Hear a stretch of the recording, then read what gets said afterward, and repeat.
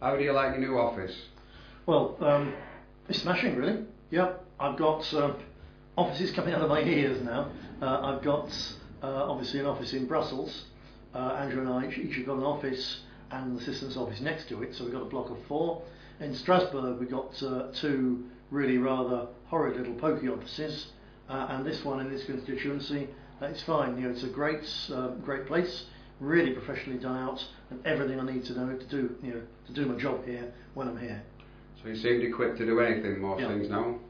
There's just one thing I'd like to ask you, Nick. It's about the jungle camp in France.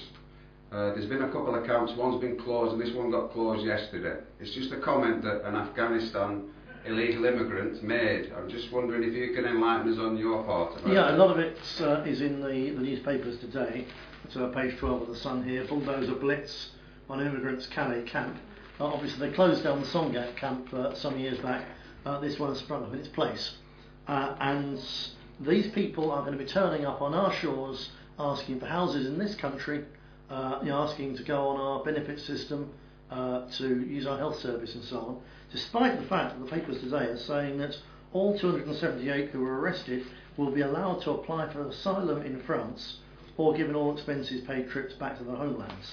So these people they pass various safe countries even to get to France. But on top of that, they've been offered asylum in France, but they're still wanting to come here. And the reason why is plain in this article here, where it quotes defiant Jumar Amzazi, 25, who arrived in the jungle a month ago from Afghanistan, pleaded on behalf of his fellow asylum seekers how the UK is their one and only promised land. And he said, quote, "All of us want to go to England. When you get to England, they give you a house, clothes, benefits, food, everything, a better life." So, in short, they're not coming to England because they're asylum seekers. They've been granted asylum in France. They're coming here because this is soft touch Britain, because our government lets them. And it is an absolute scandal and a particular shame on the British government when we've still got ex-British soldiers who served in places like Afghanistan and Iraq living in cardboard boxes because they've got nowhere else to go. So, do you not speak about it when you're in Strasbourg over there yourself? Does any of these matters ever come up? Well, we try to, yeah, indeed. The European Union is hell-bent on having, of course, a European answer to asylum seekers, and they're now saying that every country's got to have a quota, and they believe that Britain, unbelievably, is under quota, and we've got to take more of our fair share. And in particular not leave them hanging around the Mediterranean too long. We've got to end up with them. So in the end, all the European establishment is concerned about is using any problem they find. All they want to do is to turn that problem into another weapon whereby to get more European integration. That's what the whole thing is about. And in this case it means more procedures whereby they take control from the national parliaments, including from our elected government in Britain, and they insist on control themselves. And as I say, it's a power grab, nothing more than that. But the result of their power grab on immigration and asylum issues is that we will get even more of them coming to this country, and however much we complain to our government, we simply won't have a right to do anything about it. Now, Andrew and I have tried to speak about this in the European Parliament, and each case we're there waving our hands and holding up our order papers, because you have to what's called catch the eye of the president or the person, the chairman of that particular session, and lo and behold, all too often at present we're finding that we can't catch their eye. So we're not being allowed to speak on this issue, even though it particularly relates to Britain and British interests.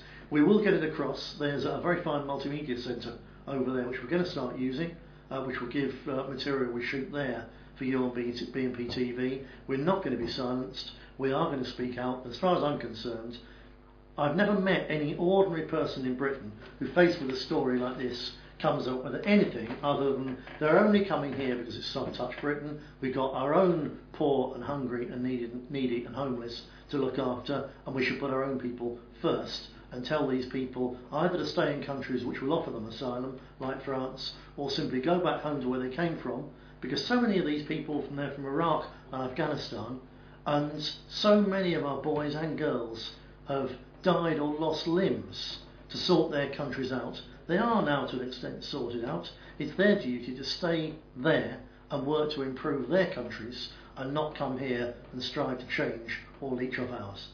Well, it makes you wonder how they travel to France. They must go through a lot of countries to get to France. Yeah, absolutely. To get to France, they've at least had to travel through, Italy or Austria or Hungary and the Balkans. All those countries now, they're safe. They come through Greece.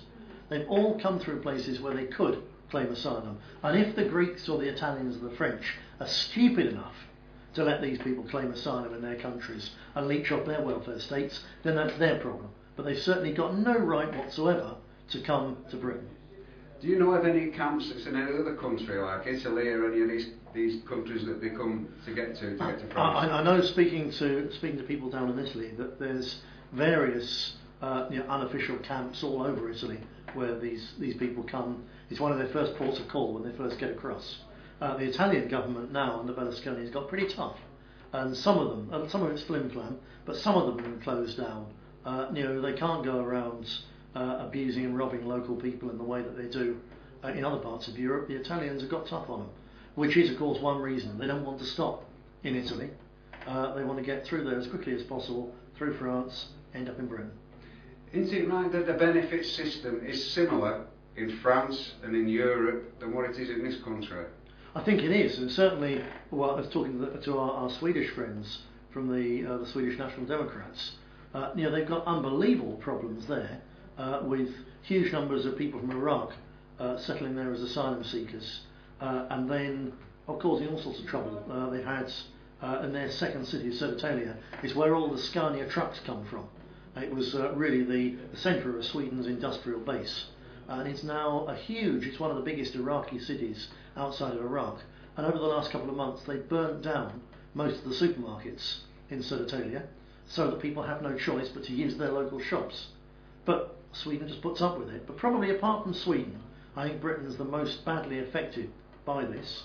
And although in various countries, there are very generous benefits all over the place, but there's nowhere in these people's minds as soft and as good for them as Britain. So they keep on coming, and they'll keep on coming until we replace this government or the Tories, which is a government which simply says the simple truth and what the British people want, and in a democracy are entitled to have, which is we're entitled to say our country is full, we've got too many people, poor people of our own, that we need to look after, we can't afford to sort out the rest of the world's problems, our front door is shut, please go somewhere else.